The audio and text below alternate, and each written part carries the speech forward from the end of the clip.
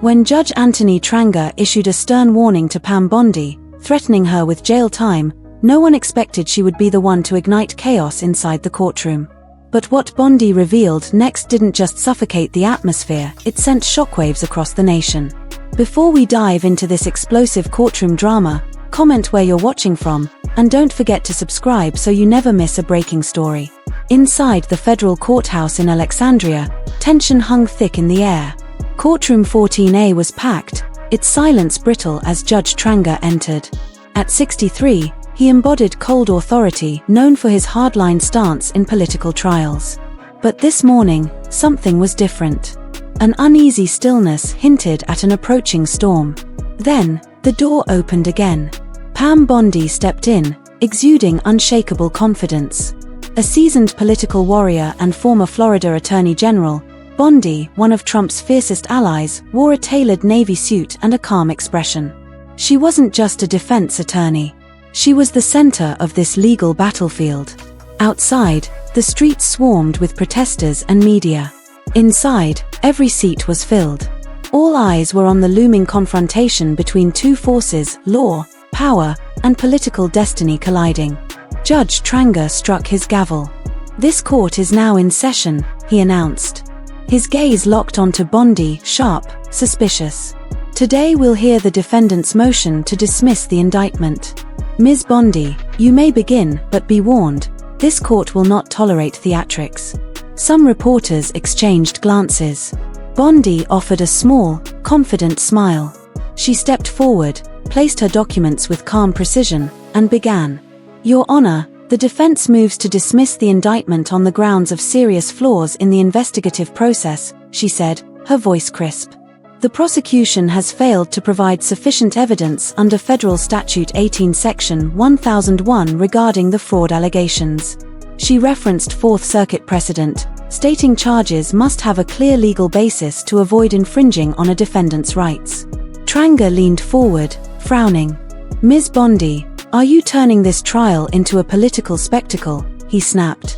"Do you think eloquence will manipulate this court?" The courtroom froze, pens scratching across notebooks. The lead prosecutor, Chen, sensed something off in the judge's tone. Unfazed, Bondi replied, "Your Honor, I am fulfilling my duty to uphold my client's legal rights.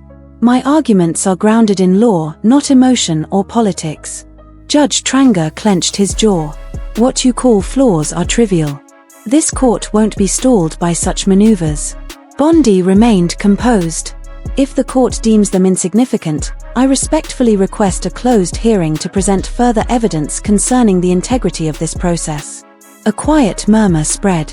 "She's going big," a reporter whispered. Judge Trenga's face darkened. He slammed his hand on the desk, rattling a glass of water. "Are you challenging my authority in my courtroom?" he bellowed. Bondi stood her ground. "I am requesting fair consideration, Your Honor. If denied, I believe oversight agencies will take interest in how this trial is being conducted." Trenga leaned in, his voice low and sharp.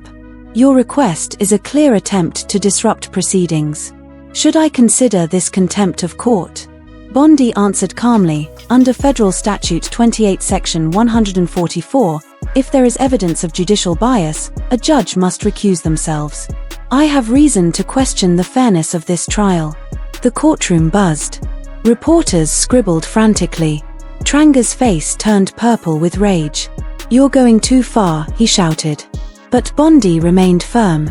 "If my claims are baseless, I am prepared to present specific evidence immediately, evidence that may affect the legitimacy of this entire trial." Everyone held their breath. Bondi's calm demeanor contrasted Trenga's mounting fury. Sarah, the prosecutor, grew visibly uneasy. Trenga was losing control of the courtroom. He sat down, his hands trembling. "Ms. Bondi," he said, "quieter now. If you have evidence, present it. But know this, any attempt to undermine this court will carry consequences." Bondi nodded. "I'm here to uphold justice, not to discredit the court." She opened an envelope, revealing a stack of marked documents. "This is a sworn affidavit from a former court employee detailing judicial misconduct." The room erupted in whispers. Bondi's voice sliced through the noise. The affidavit outlines misconduct in multiple cases, including United States v. Carter, United States v. Quarter. Judge Trenga stood abruptly, his robe flaring. "This is blatant slander," he shouted, his voice cracking. "You have no right to make such accusations in my courtroom," Judge Trenga barked. But Bondi, calm as ice, raised her hand gently, a signal for restraint. "Your Honor, I'm not finished." The room froze. In addition to the affidavit, we have financial records revealing irregular payments from entities with direct interests in cases you presided over. A wave of silent shock rippled through the courtroom. Reporters scribbled furiously. Some whispered in disbelief. Chen turned pale, scanning documents as if searching for a way out. Bondi continued, unwavering. She held up another set of papers. Specifically, Apex Solutions, a named party in United States v. Carter, transferred $200,000 to an account linked to you within 48 hours of your ruling in their favor. That's not a coincidence. Trenga, visibly shaken, gripped the bench for support. "You're fabricating this," he muttered, voice cracking. But Bondi, like a seasoned warrior, pressed on. "We also have a legally obtained audio recording of you discussing the desired outcome of a politically sensitive case with a third party." She pressed play on a small device. Trenga's voice echoed through the courtroom. "We need to ensure this person doesn't get off. Too much is at stake."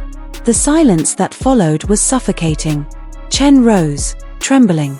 "Your Honor, I request a recess to review," but Bondi raised her hand again. "Miss Chen, a recess won't be enough.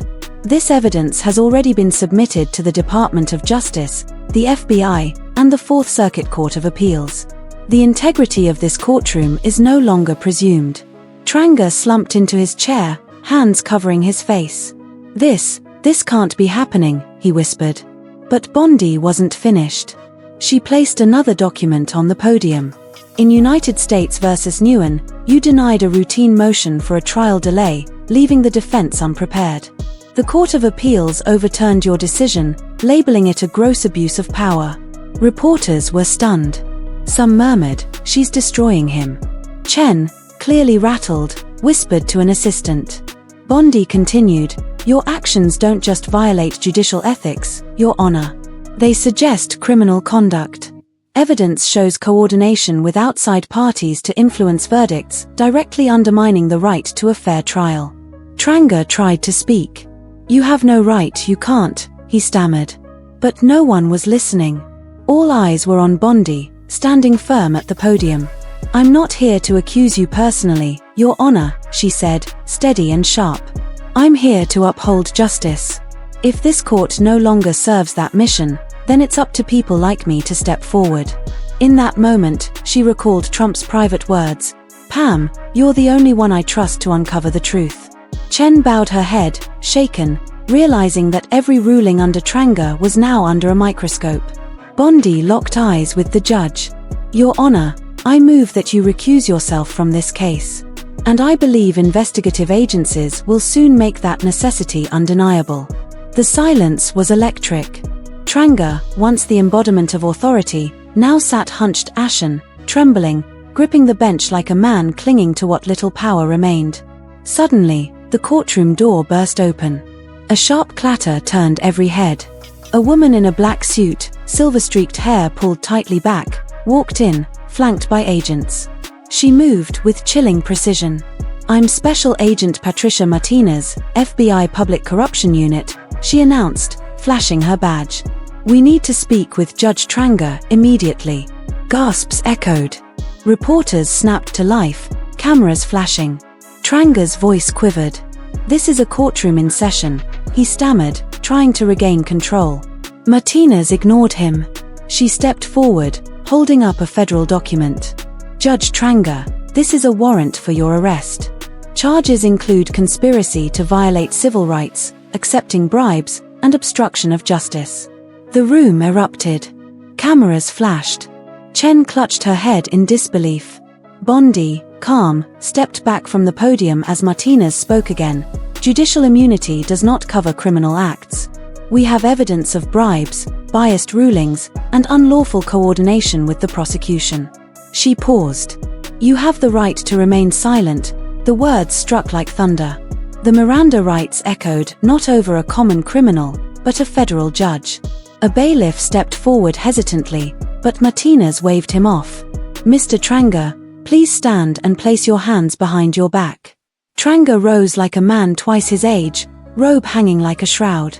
"I've served justice for 15 years, he whispered. Martinez showed no emotion. As the cuffs clicked shut, a reporter shouted, "Judge Trenga is under arrest." Flashes lit the room. Trenga, head down, was led away by the FBI. Chen turned to Bondi. "You knew," she said quietly. Bondi said nothing. But no one was listening. All eyes were locked on Bondi. "I'm not here to attack you, Your Honor," she said, steady as stone. "I'm here to defend justice. And if this court no longer serves that mission, then people like me must step forward." She remembered Trump's words from a private meeting. "Pam, you're the only one I trust to uncover the truth." Chen bowed her head, realization dawning every case Trenga had touched was now radioactive. Bondi met Trenga's eyes. "I move that you recuse yourself from this case.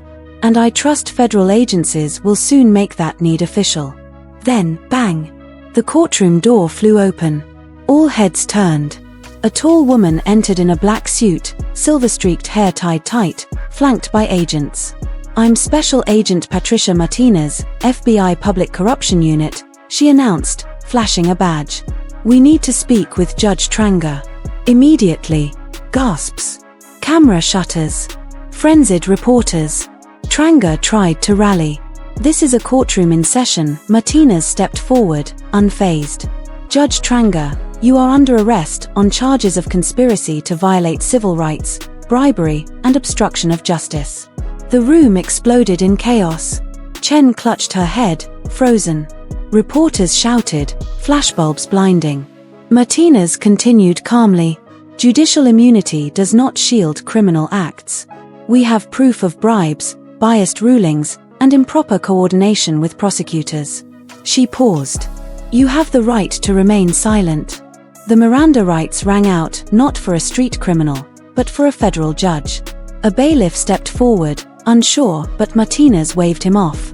"Mr. Trenga, stand. Place your hands behind your back." Trenga rose slowly, like a man aging in real time. His robe hung like a burial shroud. "I've served justice for 15 years, he whispered. Martinez showed no emotion. The cuffs clicked shut. A reporter shouted, "Judge Trenga is under arrest." Cameras flashed in bursts. Chen turned to Bondi. "You knew," she said quietly. Bondi didn't respond. She calmly gathered her papers. The door closed behind Trenga. Inside, silence. Outside, the world exploded. Protesters screamed. News alerts flashed across screens. Cameras caught Trenga being escorted, head down, robe disheveled. Judge Anthony Trenga had not just fallen, he had crashed like a collapsing monument.